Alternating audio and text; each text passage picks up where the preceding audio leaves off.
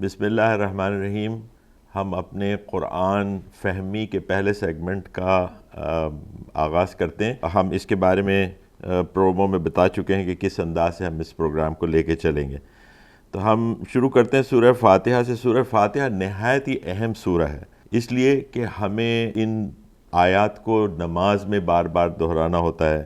یہ ایک طرح کا انٹروڈکشن ہے قرآن کا، جس کے اوپر ہم تھوڑی سی بات کریں گے. پھر آگے سورہ بقرہ کی جو کچھ احکام ہیں اس کے اوپر ہم بات کریں گے. اب سورہ فاتحہ کے اندر اگر ہم دیکھیں بسم اللہ الرحمن الرحیم الحمدللہ رب العالمین سے لے کے آخر تک، ہم یہ دیکھتے ہیں کہ اس میں ایک طرح کا ڈائلاگ ہے اللہ تعالیٰ اور بندے کے درمیان، اور بندہ جو ہے کچھ دعا کرتا ہے. اب احکام جو ہیں قرآن کے وہ کچھ ایسا، بعض تو احکام ایسے ہیں جو کہ بالکل بہت ہی واضح طور پہ کیے گئے، بھئی کتب علیکم الصیام کہ تمہیں روزے رکھنے ہیں. لیکن بعض احکام ایسے ہیں جو کہ آپ اس کے اندر سے نکالتے ہیں اور آپ کو سمجھ میں آتے ہیں. مثال کے طور پہ دعا بھی آپ جو کر رہے ہیں، جو اللہ تعالیٰ نے قرآن میں بتائی ہیں دعائیں، اس دعاؤں کے پیرائے میں آپ کو بتایا گیا کہ آپ نے یہ کرنا ہے اور یہ نہیں کرنا ہے، آپ کی یہ خواہش ہونی چاہیے اور یہ نہیں ہونی چاہیے. اسی طرح یہ ایک دعا ہے، اس کے اندر اگر میں ایک ہی آیت اس کی میں لے لوں اور اس پہ ہم بات کر لیں تو آگے پیچھے کی چیزیں آپ کے سمجھ میں آ جائیں. ایاک نعبد و ایاک نستعین، ٹھیک ہے نا. یہ جو بندہ کہہ رہا ہے کہ ہم تیری ہی عبادت کرتے ہیں اور تجھی سے مدد مانگتے ہیں، اس کے اندر جو کلیئر حکم ہے وہ یہ ہے کہ عبادت جو ہے وہ آپ نے اللہ ہی کی کرنی ہے، اور مدد جو ہے وہ آپ نے اللہ ہی سے مانگنی ہے. یہ دو اہم احکام ہیں. اب صرف ہم یہ دیکھ لیں کہ عبادت کیا چیز ہے، اس کو تھوڑا سا دیکھ لیتے ہیں. عبادت ایک تو یہ ہے کہ پرسکرائبڈ عبادات، آپ نے روزہ رکھنا ہے، آپ نے نماز پڑھنی ہے، آپ نے بالکل کلیئرلی لکھا ہوا کس طریقے سے کرنا ہے، پھر رسول اللہ صلی اللہ علیہ وسلم نے اس کی ڈیفینیشن بیان کر دی ہے. ایک تو یہ ہو گئی، اور دوسرے عبادت دراصل پوری زندگی ہے. پوری زندگی کے اندر کو عبادت بنانے کا طریقہ یہ ہے کہ اللہ تعالیٰ کی اطاعت میں، یعنی سمعنا و اطعنا، ہم نے سنا کہ اللہ تعالیٰ نے یہ کام کہا جو ہم کر رہے ہیں نا، کہ احکام دیکھ رہے ہیں ان پاروں میں، یہ کرو اور یہ نہیں کرو، ہم اس پہ بلا چوں چرا عمل کریں. یہ ہے پوری کی پوری عبادت. تو آپ کی زندگی کا ہر پہلو عبادت بن جاتا ہے. آپ کھیل رہے ہوتے ہیں تو وہ بھی عبادت بن جاتا ہے. آپ کھانا کھا رہے ہوتے ہیں وہ بھی عبادت بن جاتا ہے. آپ اپنی فیملی میں you are spending leisure time, وہ بھی عبادت بن جاتا ہے. جاب عبادت بن جاتی ہے. لیکن کی جو ہے نا کہ آپ کی جو دل کی کیفیت ہے وہ یہ ہونی چاہیے کہ ہم نے اللہ تعالیٰ کی اطاعت کرنی ہے. اور اس میں ایک اور چیز اس میں سمجھ لیں کہ اطاعت کرنے میں اب ہم احکام کچھ دیکھ لیں گے، اب کسی طرح بھی یہ مکمل تفسیر تو نہیں ہوگی، اور بھی کچھ چیزیں ہوں گی. اچھا، کچھ چیزیں آپ کے فوراً سمجھ میں آ جائیں گی، کچھ چیزیں ایسا ہوگا کہ آپ شاید کچھ تھوڑا ٹائم لیں گے. لیکن as you listen to some thing that this is a command from Allah اور ہز پرافٹ، اطاعت کا اصول یہ ہے کہ آپ اس کو فوری طور پہ مان لیں. ماننے کے بعد پھر you take your time to understand it. وہ کوئی مسئلہ نہیں ہے، اور اس میں کئی غلطی بھی ہو گئی تو اللہ تعالیٰ بڑا معاف کرنے والا ہے. تو ایاک نعبد، عبادت کو یہ سمجھ لیں کہ پوری زندگی پر محیط ہے. یہ کوئی مسجد میں جانا اور صرف سجدے کرنا صرف یہی نہیں ہے، آپ کے اخلاق بھی اس میں آتے ہیں، آپ کے معاملات بھی، ساری کی ساری عبادت بن جاتی ہے اگر وہ اطاعت کے تحت ہو اللہ تعالیٰ کے. اچھا، تو یہ پوری ایک دعا ہو گئی سورہ فاتحہ کی. 7 مثانی کے 7 آیات ہیں جس کو ہمیں یاد کرنا چاہیے. اس کو بہت توجہ سے، ہم تو بہت مختصر ہم نے دیکھا، اس کو دیکھیں، اس کو سمجھیں، اس کے الفاظ کو، جس کے اندر بہت سے اردو کے الفاظ بھی ایسے ہوتے ہیں جو اگر آپ کو اگر وہی پتہ ہو نا اچھی اردو. اور یہ ایک مسئلہ ہو گیا ہے جین زی کے ساتھ کہ آپ لوگوں کی اردو تھوڑی سی کمزور ہو گئی ہے، اس سے نقصان ہوا ہے. اردو کی بڑی اہمیت ہے، اس کو ہمارے جو نوجوان ہیں وہ سمجھ لیں کہ اگر کوئی کمزوری ہے اس کے اندر تو اس کو دور کرنے کی کوشش کریں. اس سے آپ کو قرآن فہمی میں فائدہ ہوگا. یعنی وہ ممالک جہاں پہ اردو زبان سرکاری زبان نہیں ہے، وہاں بھی جو اسلامی دینی تعلیمات ہیں وہ اردو میں ہی پڑھائی جاتی ہیں. اس کی وجہ ہے کہ اس سے آسانی ہو جاتی ہے سمجھنے کے لیے. تو اردو کے بہت سے الفاظ ہیں، آپ دیکھ رہے ہیں. اب دیکھ لیں سورہ فاتحہ الحمدللہ رب العالمین. اب عالم، عالمین یہ اردو میں استعمال ہوتا ہے. ایاک نعبد، عبادت سے. ایاک نستعین، نستعین تھوڑا سا مشکل ہے، وہ شاید اس کے اندر استعانت آتا تو ہے اردو میں لیکن ذرا تھوڑی سی مشکل ہو جاتی ہے. تو آپ اگر جتنی اچھی اردو آپ کو آئے گی اتنا زیادہ آپ کی قرآن فہمی میں آسانی ہوگی. تو ہم آگے بڑھیں سورہ بقرہ کی طرف، یا اگر کوئی سوال ہے تو، نہیں تو we can always address it at the end اگر کچھ وقت بچتا ہے ہمارے پاس. میرا ایک سوال ہے آپ سے. ابھی آپ نے مینشن کرا ہے کہ ہم کچھ جو بھی کرتے ہیں، چاہے اگر میں پڑھ رہی ہوں، کھیل رہی ہوں، دوستوں کے ساتھ ہینگ آؤٹ کر رہی ہوں، تو یہ بھی عبادت ہے. یہ میرے لیے بالکل نئی بات تھی، کیونکہ ہم صرف اماں بھی پیچھے پڑی رہتی کہ نماز پڑھ لو، قرآن پڑھ لو، اور یہی ہوتا ہے کہ ہاں بھائی یا دعا کر لیں کہ یہ اللہ میاں کا سیکٹر ہے، اور پھر جیسے ہی ہم لوگ نماز ختم ہو گئی چلیں بس ختم. تو یہ اس کا کیا مطلب ہے کہ بھائی یہ بھی عبادت ہے؟ اصل میں جیسے میں نے بتایا کہ this all depends on your mind set. ٹھیک ہے نا. میں آپ کو مثال دیتا ہوں. کوئی بندہ باسکٹ بال کھیلتا ہے، ٹھیک ہے نا، باسکٹ بال کھیلتا ہے، وہ اچھا time, he is having good time friends کے ساتھ. یہ ایک تو یہ ہے کہ let me just have nice time, یہی اس کے ذہن میں ہے. ایک بندہ ہے اس کے ذہن میں یہ ہے کہ if I play this game تو میں فزیکلی اپنے آپ کو فٹ رکھوں گا for any thing that I am required for to work for the sake of Allah. For example کسی ریلیف ورک میں، کسی کام میں، کسی جہاد میں، کسی عبادت میں، ایوری تھنگ. تو یہ جو مائنڈ سیٹ ہے نا، آپ کے اس پورے باسکٹ بال کے گیم کو آپ کی عبادت بنا دے گا. تو یعنی انٹینشن آپ کہہ رہے ہیں اگر ہم intention for the bigger purpose رکھیں تو every small thing is gonna reward me. Yes, it's going to reward you. It's become an عبادت. بالکل ہر چیز آپ کے لیے عبادت بن جاتی ہے اگر آپ کا مائنڈ سیٹ یہی ہے کہ ہم نے اطاعت اللہ تعالیٰ کی کرنی ہے، اور اس سے کوئی پازیٹیو تھنکنگ آپ کے پیچھے ہو تو بس ہر چیز عبادت ہے. آپ کمائیں جائیں جو کچھ کریں ہر چیز عبادت ہو جاتی ہے. That is the beauty of this دین. یہاں میرے ذہن میں ایک چھوٹا سا سوال ہے. ویسے تو ہم نے ابھی اہدنا الصراط المستقیم پہ بات نہیں کی، لیکن عام طور پہ جب ہم اس کے اوپر بات کرتے ہیں، مطلب دوستوں میں بیٹھ کر بھی یا پھر کہیں پر ویسے، تو ایک سوال آتا ہے ذہن کے اندر کہ سیدھا راستہ جو ہے وہ ایکچوئل میں کون سا سیدھا راستہ ہے. Because different school of thought کے لوگ جو ہیں ان کا ڈفرینٹ پرسپیکٹیو ہے اس کے حوالے سے بھی کہ یہ راستہ سیدھا ہے یا یہ راستہ سیدھا ہے. بیکاز اگر آج کے دور میں ہم بات کی جائے، اگر مجھے یہاں سے کسی ایسی جگہ پر جانا ہے جس کا ایڈریس مجھے ٹھیک سے معلوم نہیں ہے تو میں گوگل میپ یوز کرتا ہوں. There is no Google map for that. Please تھوڑا سا الیبریٹ. ویری گڈ انالوجی، اور اس سے میرا جواب آسان ہو گیا. Your Google map is Quran and your Google map is سنہ آف رسول اللہ صلی اللہ علیہ وسلم. You have to find your way from these two resources. ٹھیک ہے نا. زیادہ پریشانی کی بات نہیں ہے اس میں. زیادہ بات ہوتی ہے کہ لوگوں کے مختلف موقف ہوتے ہیں کہ یہ ٹھیک ہے یا یہ ٹھیک ہے یا یہ ٹھیک ہے، پریشان ہو جاتے ہیں کدھر کریں.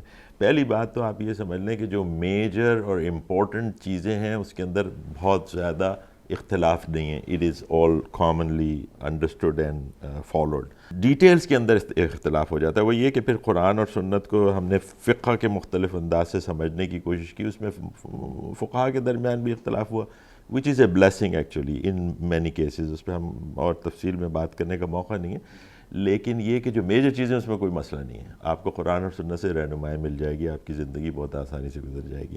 لیکن جیسے میں نے کہا تھا کہ دعا کے پیرائے میں اللہ تعالیٰ آپ کو ٹیچ کر رہا ہے کہ آپ کو کیا چیز مانگنی چاہیے، کہ یہ بھی ایک طرح کا حکم ہے اس کا. تو آپ سے کہہ رہا ہے کہ آپ مجھ سے مانگو کہ میں آپ کو ہدایت دوں صحیح راستے کی طرف. مطلب the guidance he has given in Quran and through his prophet, وہ آپ کو صحیح سے سمجھ میں آ جائے اور اس کے اوپر آپ عمل کر سکیں. اور گائیڈنس دیکھیں، ایک ہوتا ہے علم اور دوسری ہوتی ہے حکمت. ٹھیک ہے نا. دی حکمت کے بارے میں کہ جس کو اللہ تعالیٰ نے عطا کر دی تو وہ اللہ تعالیٰ عطا کرتا ہے. اس کا مطلب ہے the ability to connect various things and get the gist out of it, وہ سب لوگوں کو مختلف انداز میں اللہ تعالیٰ نے دیے. تو بس ٹو کنکلوڈ یہی ہے کہ اس میں کوئی بڑے مسائل نہیں ہیں. ڈیٹیلز میں آپ جائیں گے اختلاف ہوگا، ٹیک اٹ ایزی، سب ٹھیک ہے، یہ بھی ٹھیک ہے، آپ کو لڑنے جھگڑنے کی ضرورت نہیں. You can have this opinion, I have another opinion, but I even if you are making a mistake Allah will forgive you. اچھا، اب ہم سورہ بقرہ کو، کیونکہ فارچونیٹلی ہم نے سورہ فاتحہ پہ اچھا ٹائم لگایا کیونکہ بہت امپورٹنٹ سورہ ہے، اس پہ لگانا بھی چاہیے تھا. سورہ بقرہ کے اندر ہمارے پاس اس بارے میں بہت زیادہ احکام نہیں ہے، تو we are going to cover it within the stipulated time. اچھا، اس میں سورہ بقرہ کے اندر یہ شروع ہوتی ہے، پھر اس کے اندر بھی تقریباً کچھ باتیں ایسی ہیں جو ہم پہلے کر چکے ہیں تو اس پہ ہم زیادہ توجہ دیں. مثال کے طور پر اللہ کی عبادت، ہم نے عبادت پہ اچھی خاصی بات فاتحہ کے اندر کر لی. اے لوگوں اپنے رب کی عبادت کرو جس نے تمہیں اور تم سے پہلے لوگوں کو پیدا کیا. ٹھیک ہے، تو یہ ایک حکم ہے کلیئر کٹ کہ عبادت کرنی ہے اللہ تعالیٰ کی. اب وہ عبادت کے آپ مفہوم وہ دیکھ لیں، پرسکرائبڈ عبادات ہیں، سرٹن ایکشنز. دوسرے ہم نے کہا کہ پوری زندگی آپ کی عبادت بن سکتی ہے. آپ کا کوشچن بھی تھا جس پہ اچھی ہم نے بات کر لی. اس کے بعد یہ ہے کہ پس اللہ کے ساتھ کسی کو شریک نہ ٹھہراؤ. اب عبادت جو کرنی ہے، چاہے وہ پرسکرائبڈ عبادت یا دیگر معاملات میں، اللہ کے ساتھ شرک کو یہ ہائیسٹ لیول کا جرم ہے یا گناہ ہے. تو شرک کو ہر صورت میں اوائڈ کرنا ہے. شرک کو اس میں بھی اوائڈ کرنا ہے کہ آپ کسی سے مدد مانگنے میں بھی نہ شرک کریں, نہ عبادت میں تو بالکل ہی نہیں کرنی. اور وہی اسی حکم کو دوبارہ اللہ تعالیٰ اس سورہ کے اندر دہرا رہا ہے کہ اس میں شرک کی ممانعت کرتے ہوئے کہ شرک کی ممانعت ہے اور عبادت صرف اللہ تعالیٰ کی ہے. کسی صورت میں اس کے ایٹریبیوٹس میں, اس کے نام میں, اس کی خصوصیات میں آپ کسی انسان کو یا کسی اور چیز کو آپ شریک کرتے ہیں کسی لیول پہ بھی, تو وہ اسی لیول کا شرک ہو جاتا ہے.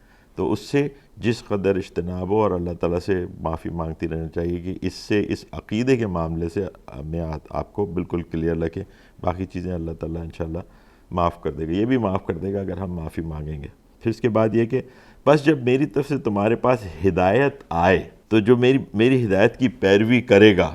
یہ اللہ تعالیٰ نے جس وقت آدم علیہ السلام کو بھیجا تھا نا, وہ جو پورا قصہ ہے آدم اور حوا کا, وہ اس کی اس پارے کے اندر آیا ہے کہ شروع میں پھر شیطان نے ان کو بہکانے کی کوشش کی اور پھر کنکلوژن اس کا یہ ہوا کہ ان دی اینڈ اللہ تعالیٰ نے ان کو معاف کر دیا, ان کو کچھ جملے سکھائے کہ تم معافی مانگو, اور پھر ان کو زمین پر بھیجا اور ساتھ میں 2 چیزیں بتا دیں. ایک تو یہ کہ تمہارے ساتھ شیطان ہے, کیونکہ شیطان نے ایک کنسیشن مانگا تھا کہ جی مجھے چھوڑ دیں اس وقت تک جب آپ قیامت آئے گی تو میں جو ہوں نا آپ کے لوگوں کو گمراہ کروں گا. تو اللہ تعالیٰ نے کہا چلو ٹھیک ہے تم کو میں اجازت دیتا ہوں اس وقت. تو شیطان تمہارے ساتھ لگا رہے گا تو اس سے بچنا ہے. دوسری انہوں نے بات یہ بتائی اللہ تعالیٰ نے کہ میں تمہاری ہدایت کے لیے ایسے نہیں کہ تمہیں چھوڑ دیا, تمہیں رسول بھیجوں گا. اسی کی بات ہو رہی ہے جب میں تمہارے پاس ہدایت آئے. ہدایت کہاں سے آئے گی؟ رسولوں سے آئے گی. رسول کتاب لے کے آئیں گے, جیسے صلی اللہ علیہ وسلم قرآن لے کے آئے, دیگر انبیاء ہدایت لے کے آئے, تو اس کی پیروی کرنا اور اللہ کی ہدایت کی پیروی جو ہے یہ اصل حکم ہے اس کے اندر. وہ ہدایت جو ہم نے بتا دیا کہ رسولوں کے تھرو اللہ تعالیٰ بھیجتا ہے, ڈائریکٹ انسانوں سے بات نہیں کرتا وہ, بلکہ رسولوں کے تھرو, اور رسولوں کو بھی فرشتوں کے تھرو ہدایت دیتا ہے. پھر اس کے بعد اس میں بنی اسرائیل کے بارے میں کچھ ان کے جو ہسٹری ہے, ان کے جو کچھ کارنامے ہیں, اس کی بات چیت یہاں پہ اللہ تعالیٰ نے اس سورہ کے اندر کی ہے. اور اس میں سے ایک چیز جو ہے نکل کے آتی ہے نا, وہ یہ ہے کہ اللہ تعالیٰ کہتا ہے کہ اے بنی اسرائیل میری نعمت یاد کرو اور میرا عہد پورا کرو. عہد یعنی اللہ تعالیٰ نے ان سے جو ان کی ہسٹری ہے نا, اس میں بہت سے پیغمبر آئے, ٹھیک ہے نا, اور مختلف پیغمبروں کے ساتھ انہوں نے جو سلوک کیا اس کی ڈیٹیل بھی قرآن کے اندر مختلف مواقع پر آتی ہے. لیکن اللہ تعالیٰ ان سے کہہ رہا ہے کہ دیکھو میں نے تمہیں کتنے فیورز دیے. فیورز کی بات کی اللہ تعالیٰ نے کہ تمہیں یہ دیا, تمہیں سب سے آگے رکھا اقوام میں. لیکن تم سے میرا مطالبہ یہ ہے کہ میں نے جو تم سے ایک پرامس لیا تھا تھرو مائی انبیاء, موسیٰ علیہ السلام کے تھرو یا بعد میں عیسیٰ علیہ السلام کے تھرو, اسے پورا کرو. You are bound to do that. اب ہمارا کیا عہد ہے؟ ہم جب کہتے ہیں لا الہ الا اللہ محمد رسول اللہ, ہم مسلمان ہیں نا, ہم نے کہا کہ ہم اللہ کو ایک الہ مانتے ہیں اور محمد صلی اللہ علیہ وسلم کو اس کا رسول مانتے ہیں. تو یہی وہ عہد ہے کہ جس کے تحت ہم نے پہلے بات کی کہ عبادت بھی کرنی ہے, ساری زندگی کو اطاعت بنانا ہے اللہ کی اور اللہ کے رسول کی, اس کے احکام کو سمجھتے ہوئے پہچانتے ہوئے. اور نہ پہچانیں تو ٹائم لے لیں, سمجھ لیں, لوگوں سے بات کر لیں, لیکن ایٹیٹیوڈ یہ ہونا چاہیے کہ this is correct, I am going to find out کہ اس کے پیچھے لاجک کیا ہے. لاجک شاید سمجھ میں آ جائے آپ کو, ہو سکتا ہے سمجھ میں نہ بھی آئے, کیونکہ ہمارا جو علم ہے نا وہ لمیٹڈ ہے, انسان کا علم لمیٹڈ ہے نا. اب مجھے یہ نہیں معلوم کہ میرے سر کے پیچھے کیا ہے, بیکاز آئی کی ناٹ سی بیہائنڈ, لیکن اللہ تعالیٰ دیکھ سکتا ہے. اسی اس کے اندر سورہ کے اندر آیت آتی ہے, آیت الکرسی آگے, اس کے اندر اللہ تعالیٰ کہتا ہے کہ اس کا علم جو ہے پوری دنیا کے اوپر محیط ہے, ہر چیز کے اوپر وہ دیکھ رہا ہے, لیکن ہم نہیں دیکھ پا رہے. اس نے ہمیں کریٹ کیا, ہمیں جانتا ہے, اس دنیا کو دیکھ رہا ہے, تو اس کے پاس جو علم ہے اس کی وجہ سے اس کی اطاعت اس وجہ سے بھی ضروری ہو جاتی ہے کہ ہی knows what we don't know. اچھا, پھر اس کے بعد ایک اور بات جو بنی اسرائیل کے حوالے سے پتہ ہے کہ دین کو دنیا کے بدلے بیچنے سے ممانعت ہے. اب دین جو ہے اس سے انکار, دیکھیں 3 اس کے اندر کیٹیگریز بتائی نا شروع میں ہی جو انسانوں کی. ایک تو مومنین ہیں جو اللہ تعالیٰ کی ہدایت پہ کو مان لیتے ہیں, دوسرے کافرین ہیں, ٹھیک ہے, تیسرے منافق ہیں. کافرین جو ہیں وہ کافرین کون ہیں؟ کافرین وہ نہیں ہیں کہ جن کو دین سمجھ میں نہیں آیا, یہ کوئی مسکنسیپشن ہو گیا.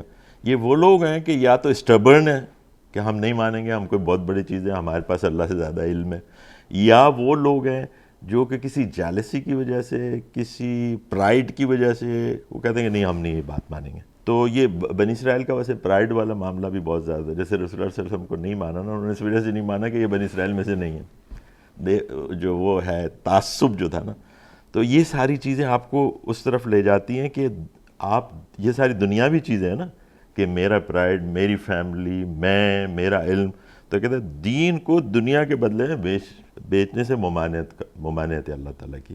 ان کو بتایا کہ یہ نہ کرو، تم جو you're trying to play around the commands of Allah and his prophet. اس سے منع فرمایا، اور وہی ممانعت ہمارے لیے بھی ہے ظاہر ہے. اور پھر یہ کہ حق کو باطل کے ساتھ نہ ملاؤ، ولا تلبس الحق بالباطل، یعنی حق کو باطل سے ساتھ ملانے کا مطلب ہے کہ وہ لوگ کیا یہ کرتے تھے اور ہم بھی کرتے ہیں. ایسی کوئی بات نہیں کہ ہم سب یہودیوں اور نصارہ کوئی کہتے رہیں کہ ہم یہ وہ کرتے تھے اور کہتے رہے ہم کوئی بہت چیمپئن ہو گئے. نہیں، اللہ کے رسول نے کہا کہ جو کام انہوں نے کیے وہ بھی تم کرو گے. اگر وہ کسی سوراخ سے داخل ہوئے تو تم بھی اسی سوراخ سے داخل ہو گئے. We are going to follow the same things that dad and we are doing the same thing. تو یہ بھی ایک چیز ہے کہ حق کو باطل کے ساتھ ملا دینا. ایک کلیئر کٹ احکام ہے قرآن کے اندر جس پہ ہم جا رہے ہیں، اس میں سے آپ نے اپنی کسی غرض کے لیے کچھ تبدیلی کر دی. تبدیلی کر دینے کے مختلف انداز ہیں. ظاہر ہے کہ ہمیں تو اس سے اللہ تعالیٰ نے بری کر دیا کہ ہم قرآن میں تبدیلی نہیں کر سکتے. ٹھیک ہے، اس کا اپنے ذمے لے لیا اس نے کہ میں اس کی حفاظت کروں گا، انا لہو لحافظون. لیکن دیگر کتابوں میں ایسا نہیں تھا، تو انہوں نے ایکچولی فزیکلی تحریف کر دی، آیات بدل دی. پھر تحریف کا دوسرا انداز یہ ہوتا ہے کہ اس کے معنی بدل دیں. اللہ تعالیٰ کچھ اور کہہ رہا تھا، آپ کچھ اور لے لیں. ٹھیک ہے نا، اس کو پروموٹ کرنا شروع کر دیں. یہ کام ہم بھی کرتے ہیں. جو آپ نے کہا نا کہ بڑی رائے ہیں بہت ساری، ہم کیا کریں. تو کنفیوژن وہیں سے ہوتا ہے جہاں لوگ اپنی جو ذاتی چیزیں ہیں وہ اس کے اندر داخل کرنا شروع کر دیتے ہیں. اس سے اجتناب کرنا چاہیے. آتھینٹک علماء اسکالرز کے آئیڈیاز کو دیکھنا چاہیے. تو حق چھپانے سے اور ملاوٹ کرنے سے ممانعت ہے. دس از دا ریسٹرکشنز. حکم ناٹ ٹو ڈو دیٹ. واقیم الصلاۃ وآتوا الزکوٰۃ، یہ حکم ہے کچھ کام کرنے کا. یہ پرسکرائبڈ عبادات کے اندر آتا ہے، نماز اور زکوٰۃ کا حکم، اور یہ اکثر ساتھ ساتھ آیا ہے قرآن کے اندر. تو اس سورہ کے اندر بھی آیا نماز ادا کرنی ہے 5 ٹائم کی، کہ اللہ تعالیٰ نے لکھ دیا ہے آپ کے لیے، اس میں کوئی گنجائش نہیں ہے، یہ بالکل لکھا ہوا ہے. ٹھیک ہے، انہوں نے دی آسانیاں دی ہیں کہ آپ مسافر ہیں، آپ کی کوئی مجبوری ہے تو اس کو کبھی آدھا کر دیں، کبھی دیر سے پڑھ لیا آپ نے، یہ ہے ملا لیا نمازوں کو. یہ ساری چیزیں ہیں موجود، ریلیکسیشنز، لیکن نماز لکھی ہوئی ہے. اسی طرح زکوٰۃ بھی لکھی ہوئی ہے، جو چیریٹی ہے جو آپ نے دینا ہے اللہ تعالیٰ کی راہ میں، تاکہ معاشرہ ایک صحت مند انداز کے اندر آگے بڑھ سکے، کوئی ڈپرائیوڈ پیپل نہ رہیں. اور اللہ تعالیٰ ایک کمپریہنسو دین ہے نا، اخلاق بھی ہے ساتھ میں، عبادات بھی ہیں جو پرسکرائبڈ عبادات ہیں، اور جیسے ہم نے کہا سب کچھ ہی عبادت ہے. تامرون الناس بالبر وتنسون انفسکم. اور پھر ایک اور چیز ہے جس سے وہ کیا گیا ہے کہ کیا تم لوگوں کو نیکی کا حکم دیتے ہو اور اپنے آپ کو بھول جاتے ہو. مطلب ہم بہت زیادہ مبلغ بن جاتے ہیں جب دوسروں کے معاملات دیکھ رہے ہوتے ہیں کہ یار یہ تو یہ نہیں کر رہا، اس کا پاجامہ ایسا ہے اور اس کا دوپٹہ ایسا ہے، اور اخلاقیات کے معاملات کے اندر، لیکن اپنے آپ کو دیکھنا بھول جاتے ہیں. ایک تو یہ ایک بڑی خرابی تھی جو جیسے میں نے کہا کہ ہمارے اہل کتاب بھائیوں میں بھی تھی اور ہے، اور ہم میں بھی آ گئی ہے. تو اس کو اللہ تعالیٰ ہمیں اپنے حکم کے ذریعے بتا رہے تھے کہ قول اور عمل کے اندر تضاد کو ذرا چیک کرتے رہو، اپنے آپ کو ایویلیویٹ کرتے رہو، and then correct your self where ever you find that you are wrong. اقولوا للناس حسنا، اور لوگوں سے اچھی بات کہو. جب آپ بات کر، یہ حکم ہے، ایک طرح کا حکم ہے نا، لیکن یہ کہ کوئی قانونی حکم نہیں ہے. اگر اچھی بات نہیں کریں گے تو کوئی پولیس والا آپ کو پکڑے گا نہیں. ٹھیک ہے نا، اگر آپ اچھی بات نہیں کریں گے تو آپ کو کوئی سزا نہیں ملے گی. لیکن اگر آپ اچھی بات کریں گے، اس سے معاشرے میں ایک نکھار پیدا ہوگا، ایک اچھی انداز سے وہ اٹھے گا، ترقی کرے گا، لوگوں میں بھائی چارگی ہوگی، محبت ہوگی. تو اس کا حکم ہے کہ حسن گفتار کا، کہ آپ اچھی طریقے سے بات کریں. پھر اس کے بعد تم آپس میں ایک دوسرے کا خون نہ بہاؤ. یہ کہ جنگ و جدل کرنا، ناجائز طریقے سے لوگوں کو قتل و غارت، اور آج کل کتنی عام ہو گئی ہے، مسلمانوں میں بھی ہو گئی، مسلمان آپس میں ایک دوسرے سے لڑ رہے ہیں. I don't know where we are going. یہ کلیئر آیات ہیں، احکام ہیں. یہ خون نہیں بہانا اس طریقے سے ناجائز انداز کے اندر جس طرح کہ آج کل ہو رہا ہے جگہ جگہ. واقیم الصلاۃ وآتوا الزکوٰۃ، اور نماز قائم کرو اور زکوٰۃ دو. ایک دفعہ پھر اس کو ریپیٹ کیا. کئی دفعہ قرآن کے اندر نماز اور زکوٰۃ کے معاملات جو ہیں وہ احکام وہ ریپیٹ ہوں گے. اور اس دن سے ڈرو جس دن کوئی جان کسی کے کام نہ آئے گی. آخرت کا تصور. آخرت کا بہت اہم تصور ہے. ہم آگے آیات میں آئے گا تو وہاں ہم اسے دیکھ لیں گے. لیکن یہ کہ ہمیں یہی بتایا جا رہا ہے کہ ڈرو اس دن سے, because you will see whatever you are earning here. ٹھیک ہے, جو کچھ کیا وہ سامنے آئے گا ہی آئے گا. اس میں کوئی وہ نہیں ہوگا کہ جی میں اس فیملی سے تھا اور میں نے یہ کام کیا تو مجھے, لیکن you have to see what Allah forgives. It's رحیم ہے, رحمان ہے وہ.